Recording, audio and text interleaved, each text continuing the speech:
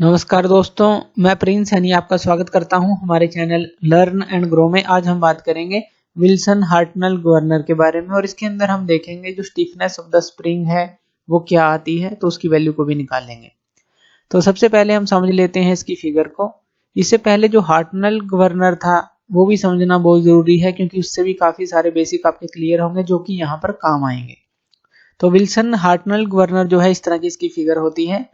तो यहाँ पर दो बॉल्स होती हैं हमारे पास, एक बॉल ये है और दूसरी बॉल ये है, और ये एक मेन स्प्रिंग से अटैच होती हैं। तो इसको हम लिख देते हैं यहाँ पर, ये मेन स्प्रिंग है जो इन दोनों बॉल से अटैच होता है। और जो ये मेन स्प्रिंग है इसको हम ऐसे मानते हैं कि इसका एक हिस्सा एक बॉल से कनेक्टेड है और दूसरा हिस्सा दूसरे बॉल से कनेक्टेड है, यानी कि इसको हम दो हिस्से में मानेंगे यहाँ पर। तो जो मेन स्प्रिंग है तो इस तरह से इसको कनेक्ट किया जाता है। यहाँ पर ये जो लीवर है इसको हम क्या बोलते हैं, ये बेल क्रैंक लीवर होता है। तो बेल क्रैंक लीवर, अब ये जो बेल क्रैंक लीवर की वर्टिकल आर्म है ये इस बॉल से कनेक्टेड होती है और हॉरिजॉन्टल आर्म इस रोलर से कनेक्टेड होती है। यहाँ पर ये रोलर होता है। इसी तरह से यहाँ पर भी सेम है, ये रोलर है, ये हॉरिजॉन्टल आर्म है और ये वर्टिकल आर्म है। तो इस तरह से ये कनेक्टेड होती हैं और ये होती है स्लीव। तो ये हो गई स्लीव। अब यहाँ पर देखिए जो स्लीव है यहाँ पर एक रोलर लगाया जाता है ताकि जो इक्विलिब्रियम स्पीड है उसको हम मैनेज कर सकें इस लीवर की हेल्प से। और ये एक ऑक्सिलरी स्प्रिंग यहाँ पर होता है। तो ये क्या होता है, ऑक्सिलरी स्प्रिंग। तो ये हो गया ऑक्सिलरी स्प्रिंग। इसका यूज क्या है कि इक्विलिब्रियम स्पीड को अगर मैनेज करना है, जो भी गिवन रेडियस ऑफ रोटेशन पर आप करना चाहते हैं तो उसको मैनेज कर सकते हैं।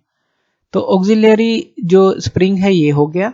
यहाँ पर ये हो गया लीवर, ये लीवर हो गया और यहाँ से ये पाइवोटेड है। तो इस तरह से तो ये इसके सारे पार्ट्स हो जाते हैं। तो चलिए अब हम इसके जो कुछ टर्म है उनको भी समझ लेते हैं। यहाँ पर जो P होती है वो tension in the main spring होगी, यानी कि जो मेन स्प्रिंग है इसके अंदर जो टेंशन लेंगे हम P लेंगे। P1 और P2 भी हम ले सकते हैं जो मिनिमम इक्विलिब्रियम स्पीड है और मैक्सिमम इक्विलिब्रियम स्पीड के लिए। इसी तरह से S जो होगी tension in the auxiliary spring होगी इस स्प्रिंग के अंदर। इसी तरह से S1 और S2 भी हम ले सकते हैं। S1 क्या है, मिनिमम इक्विलिब्रियम स्पीड के लिए टेंशन इस स्प्रिंग में, और S2 मैक्सिमम इक्विलिब्रियम स्पीड के लिए जो टेंशन क्रिएट होगी इस स्प्रिंग के अंदर। M क्या हो गया, मास ऑफ ईच बॉल। जो ये जो है बॉल्स हैं हमारे पास, ईच बॉल का जो मास है M लेंगे। कैपिटल M लेंगे मास ऑफ स्लीव, जो ये स्लीव है इसका मास कैपिटल M लेंगे।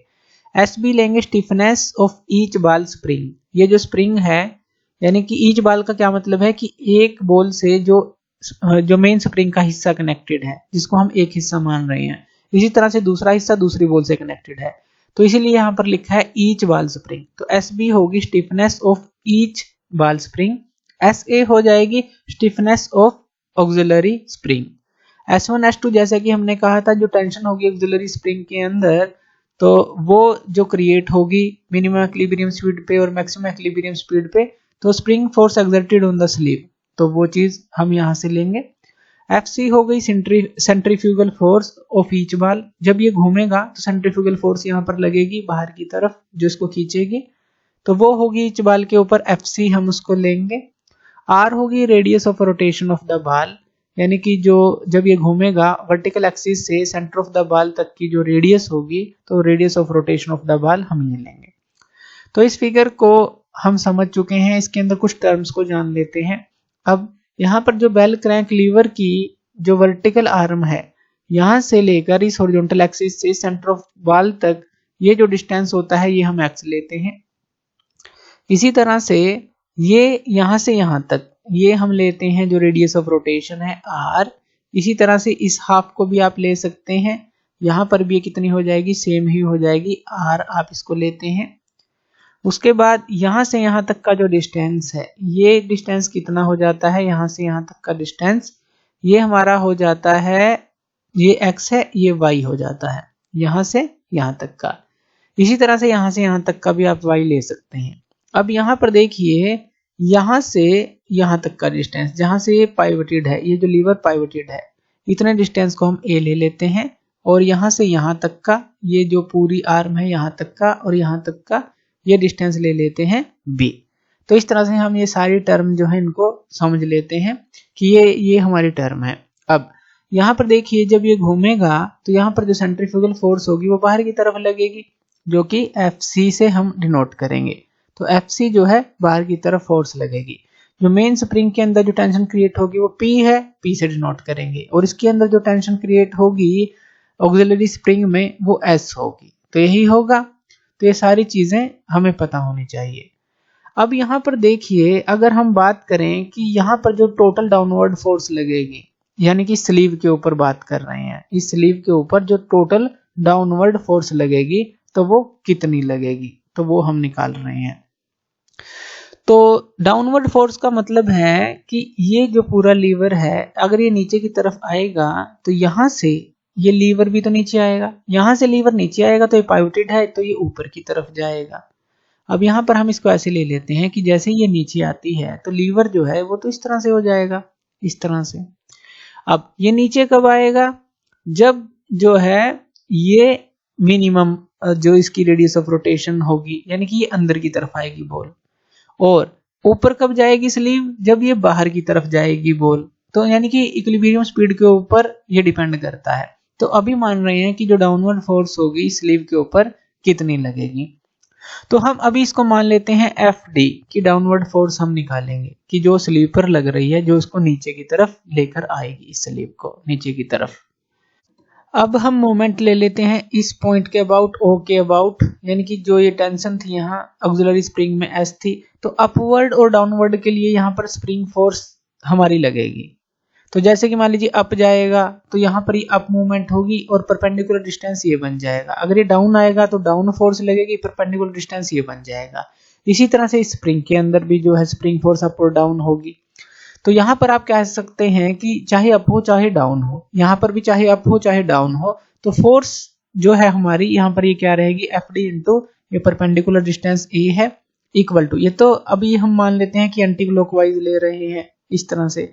अब यहाँ पर लें तो वो क्लॉकवाइज के इक्वल आएगी, ये आ जाएगी हमारी S इंटू बी के बराबर, यानी कि ये जो फोर्स है और ये जो परपेंडिकुलर डिस्टेंस है ये आ गई। तो यहाँ से अगर हम डाउनवर्ड फोर्स को निकालें तो ये क्या आ जाती है, S इंटू बी बाई ए, ये आ जाती है। यानी कि ये जो नेट डाउनवर्ड फोर्स है, टोटल डाउनवर्ड फोर्स है, ये हमारी S इंटू बी बाई ए आ जाती है।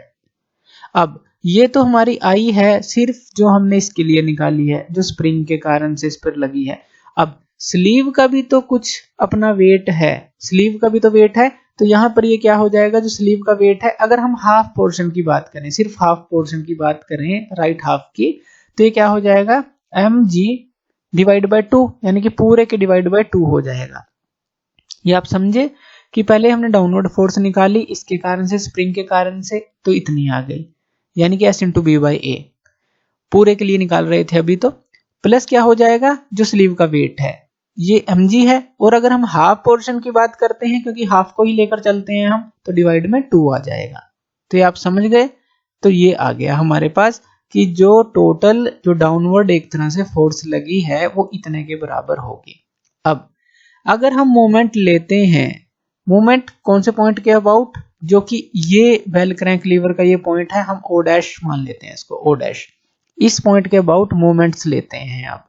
और मोमेंट्स लेंगे तो देखते हैं जो मिनिमम इक्विलिब्रियम स्पीड पे, मैक्सिमम इक्विलिब्रियम स्पीड पे क्या हमारी जो वैल्यूज आती हैं। तो इस पॉइंट के अबाउट, O डैश पॉइंट के अबाउट हम लेंगे जो मोमेंट्स हैं, तो वो क्या होगा। अब देखिए ये Fc जो फोर्स है वो बाहर की तरफ है, अब ये जो टेंशन क्रिएट हो रही है वो अंदर की तरफ है। अब यहाँ पर हम मान लेते हैं कि जो Fc है वो बड़ा है इस टेंशन से, यानी कि इस टेंशन की फोर्स से बड़ा है। तो यहाँ पर ये Fc minus P total force हो जाएगी। तो यहाँ पर आप क्या लिख सकते हैं, Fc माइनस P, ये लिख सकते हैं क्योंकि Fc आपने ग्रेटर माना P से, यानी कि सेंट्रीफ्यूगल फोर्स को ग्रेटर माना P से। अब ये जो है हमारी फोर्स हो गई, परपेंडिकुलर डिस्टेंस क्या हो गया, ये जो है हमारे पास x, तो Fc माइनस P और इंटू परपेंडिकुलर डिस्टेंस x हो गया। ये इसको एंटी क्लॉकवाइज ले जाने की कोशिश कर रहा है। ये इक्वल किसके होगा, जो हमारे क्लॉकवाइज जाने की कोशिश करेंगे, यानी कि ये जो चीज है, अब ये नीचे की तरफ फोर्स लग रही है और ये y जो है परपेंडिकुलर यहाँ से यहाँ तक का डिस्टेंस है इस फोर्स के लिए। तो ये कितनी आई थी हमारी, इतनी आई थी। तो इसको हम पूरी वैल्यू को लिख लेते हैं, जो s plus s into B by A है प्लस जो m डॉट जी है और डिवाइड में 2 है, और इसके साथ मल्टीप्लाई में क्या हो जाएगा हमारा y मल्टीप्लाई हो जाएगा, क्योंकि ये इंटू ये रहेगी, फोर्स इंटू परपेंडिकुलर डिस्टेंस। ये आ गया हमारे पास। यहां तक तो आपको क्लियर हो गया होगा। अब देखिए, अगर ये तो हमने एक रिलेशन निकाली, मूवमेंट्स निकाले, यानी कि अगर हम मिनिमम इक्विलिब्रियम स्पीड की बात करें तो क्या होगा, उसके लिए हम जो है 1 और 2 का यूज करेंगे, इन फिक्स का यूज करेंगे। यानी कि अगर हम मिनिमम इक्विलिब्रियम स्पीड की बात करें तो जो सेंट्रीफ्यूगल है Fc1 हो जाएगी, जो सेंट्रीफ्यूगल फोर्स है ये P1 हो जाएगा। सिंपल सा करेंगे इसको बिल्कुल, और यहाँ पर ये हो जाएगा m डॉट जी प्लस ये जो s है ये s1 हो जाएगा, s1 इंटू बी बाई ए, ये हो गया। और डिवाइड में क्या था यहाँ 2 और इंटू ये था y, तो ये हो गया। ये किसके लिए हो गया हमारा, मिनिमम इक्विलिब्रियम स्पीड के लिए। मैक्सिमम के लिए, अगर मैक्सिमम के लिए करेंगे तो सफिक्स जो है 2 का यूज करेंगे बस इसी रिलेशन के लिए। तो ये हमारा क्या हो जाएगा, Fc2 माइनस P2, और इसके साथ क्या है यहाँ पर x है, और यहाँ पर ये क्या हो जाएगा m डॉट जी प्लस यहाँ पर ये हो जाएगा s2 into B by A divide में 2, और यहाँ पर ये क्या है इंटू में इसके y है। ये तो आपको समझ आ गया होगा। किया क्या है, बस फिक्स 1 का यूज किया है, 1 का यानी कि मिनिमम इक्विलिब्रियम स्पीड के लिए, 2 का यूज किया गया है मैक्सिमम इक्विलिब्रियम स्पीड के लिए। इसी रिलेशन को हमने इस तरह से ट्रांसफॉर्म कर दिया। अब जो ये सेकंड इक्वेशन है इसको सेकंड मान लेते हैं और इसको फर्स्ट मान लेते हैं। तो ये जो फर्स्ट इक्वेशन है और सेकंड इक्वेशन है इनको हम सब्ट्रैक्ट करेंगे, यानी कि जो इक्वेशन 1 है उसको हम सेकंड में से सब्ट्रैक्ट कर देंगे। इसमें से इसको घटाएंगे तो हमारे पास क्या आ जाएगा, ध्यान से देखिएगा। ये जो है इस तरफ Fc2 माइनस ये आ गया P2, यही है जब हम घटा रहे हैं, और यहाँ पर x है इसके साथ माइनस ये हम करेंगे इसमें से, ये क्या है हमारे पास Fc1 माइनस P1, यही है, और यहाँ पर ये x है। तो ये लेफ्ट हैंड साइड अभी हमने की। अब हम राइट हैंड साइड की बात कर लेते हैं। राइट हैंड साइड, तो जब हम घटाएंगे इसको जो है इसमें से घटाएंगे तो यहाँ पर ये क्या आ जाएगा हमारे पास, सिंपल अगर हम इसको लिखें, डायरेक्ट लिख दें इस साइड को, s2 माइनस s1 ये आ जाएगा, और इंटू ये आ जाएगा हमारे पास b बाई ए आ जाएगा, और इंटू आ जाएगा y बाई 2 आ जाएगा। अब ये कैसे आया, देखिए mg और mg ये तो कैंसिल आउट हो जाएंगे जब हम कट करेंगे, तो s2 माइनस s1 आ जाएगा, और ये ba कॉमन आ गया इन दोनों में से, ये b बाई ए, और जो y था और बाई 2 था ये आ गया। इसी तरह से यहाँ पर भी आप कर सकते हैं इसको, यानी कि जो सेंट्रीफ्यूगल फोर्सेस को अलग कर लें आप, तो ये क्या आ जाएगा हमारे पास Fc2 माइनस Fc1, यानी कि इसको आपने अलग कर लिया, और माइनस ये जो P2 और P1 है इसको आप अलग कर लेंगे, तो ये क्या आ गया P2 माइनस ये आ गया P1, और इसके बाहर यहाँ पर ये क्या है x है, ये ध्यान रखना है कि जो x है ये कॉमन है, तो ये जो है हमारी इसके बराबर आ गई। तो इतना हमें याद रखना है। अब एक और चीज ध्यान दीजिए कि हम ये जो मिनिमम और मैक्सिमम की बात की हमने इक्विलिब्रियम स्पीड की, ये है क्या असल में, तो उसकी बात कर लेते हैं। तो पहले तो हम इस फिगर को समझते हैं कि ये जो फिगर है ये हमने बनाई है, ये क्या बनाई है, अगर हम इसको देखें तो इस फिगर से हमने इसको बनाया है। यानी कि ये जो चीज है ये हमने बेल क्रैंक लीवर लिया, फिर ये ली, और फिर ये हमने लिया, तो ये चीज हमने यहाँ पर बनाई है। ध्यान दीजिएगा, ये बेल क्रैंक लीवर की वर्टिकल आर्म, ये हॉरिजॉन्टल आर्म, ये जो स्लीव वाला जो है एक तरह की स्लीव हमने ली है, और फिर यहाँ पे लीवर लिया है, और यहाँ पर एक ऑक्सिलरी स्प्रिंग ले लिया। समझ लीजिए इसको, एक लाइन डायग्राम हमने बनाई है, इस तरह से इस तरह से इस तरह से इस तरह से, ये लाइन डायग्राम बनाई है। तो इसमें कंफ्यूज नहीं होना, इसके थ्रू भी हम समझेंगे कि हम करना क्या चाह रहे हैं। अब तो ये हमने समझ ले। अब यहाँ पर हम देखेंगे कि जैसे ही जो बॉल है वो बाहर की तरफ आए, तो ये जो है वर्टिकल जो एक्सिस है इस तरफ आएगा, और ये हॉरिजॉन्टल ऊपर चला जाएगा। इसी तरह से ये लीवर जो है ये भी जो है हमारा ऊपर की तरफ चला जाएगा। यानी कि जो स्लीव की जो डायरेक्शन है, जो स्लीव की डायरेक्शन है वो ऊपर की तरफ है फिलहाल, क्योंकि ये जो बॉल थी यहाँ पर ये जो है हमारी यहाँ पर आ गई है इस तरह से। तो यहाँ पर ये जो एंगल बना थीटा, यहाँ पर ये एंगल बना थीटा, इसी तरह से जब ये ऊपर जाएगी तो ये लीवर भी तो ऊपर जाएगा, तो यहाँ पर भी एंगल मान लेते हैं थीटा और यहाँ पर भी एंगल मान लेते हैं थीटा।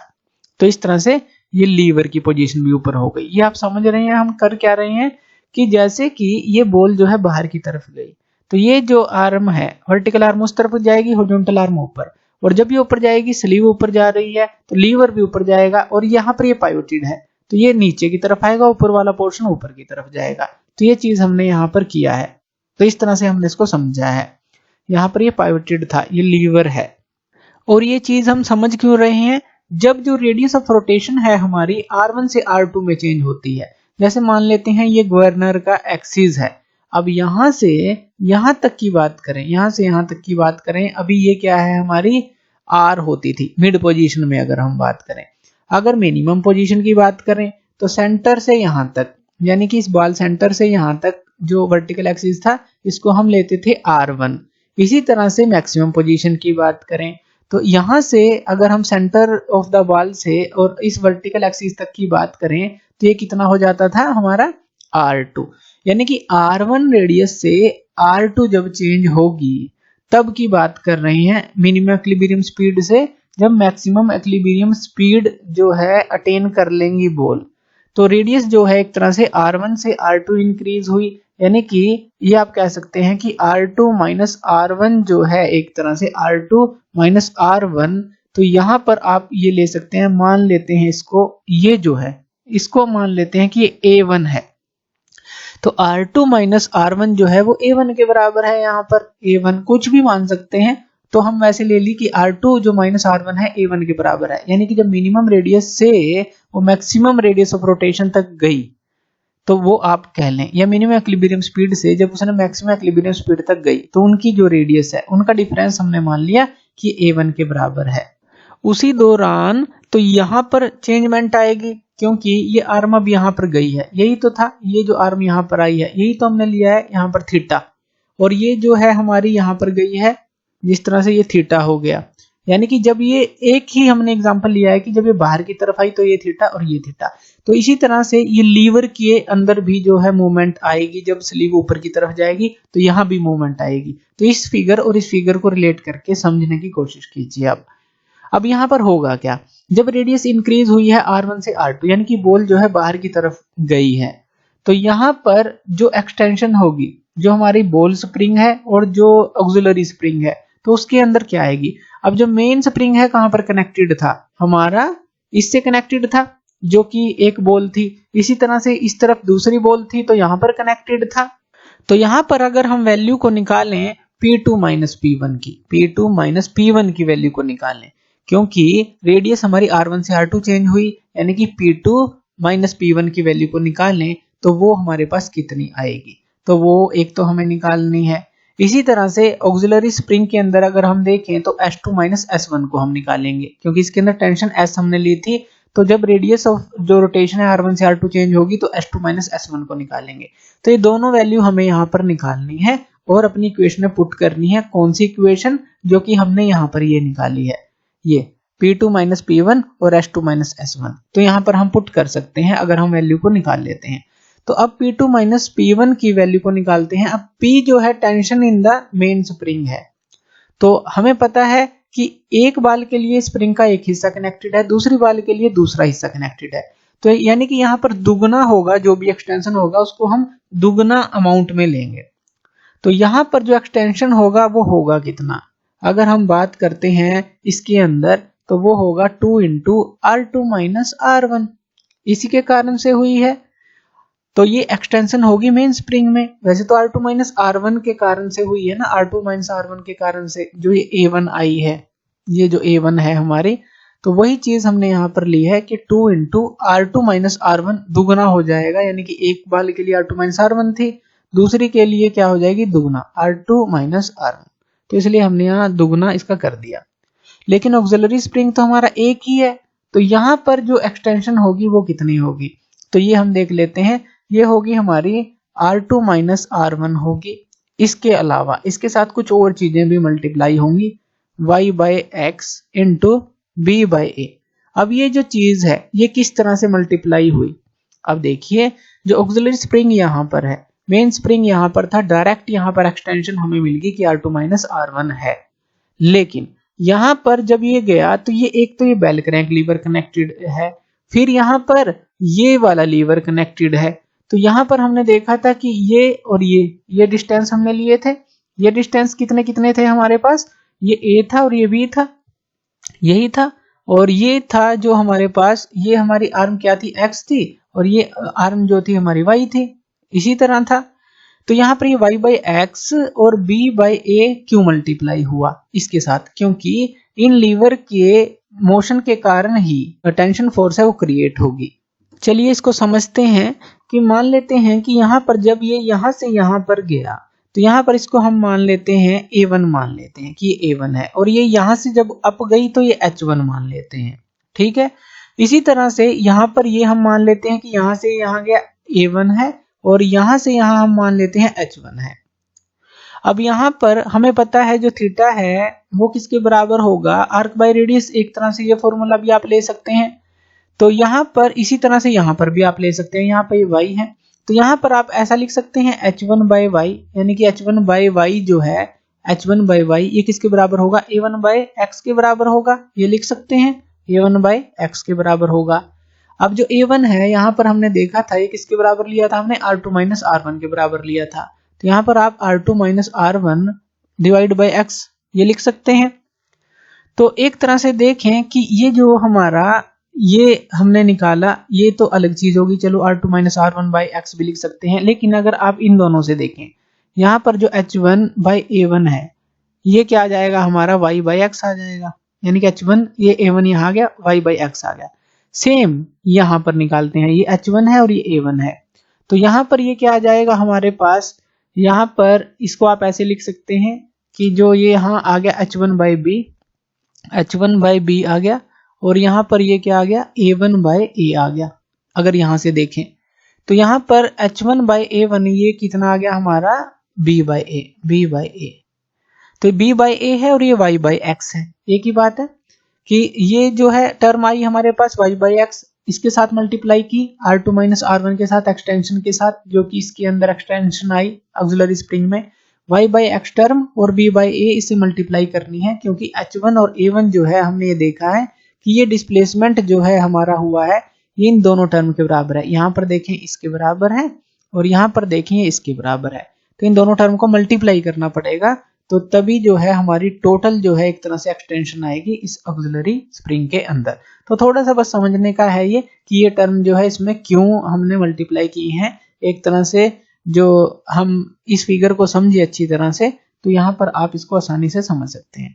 तो P2 माइनस P1 की वैल्यू को अगर हम रखें तो वो क्या आ जाएगी। अब देखिए जो स्प्रिंग फोर्स है अगर हम बात करें तो वो हमारी क्या होती है, वो एक तरह से kx के बराबर होती है, यानी कि k क्या है यहाँ पर, k होती है स्टिफनेस, ये क्या है स्टिफनेस, और इनटू ये क्या है डिस्टेंस कह लीजिए या डिस्प्लेसमेंट कह लीजिए या डिफ्लेक्शन कह लीजिए, कुछ भी। तो यहाँ पर अगर P2 माइनस P1 की वैल्यू हम निकालेंगे तो जो स्टिफनेस है इस मेन स्प्रिंग की तो ये दुगनी हो जाएगी, क्योंकि यहाँ पर हम मेन स्प्रिंग को 2 मान रहे हैं कि ईच बॉल के लिए एक, दूसरी के लिए दूसरा।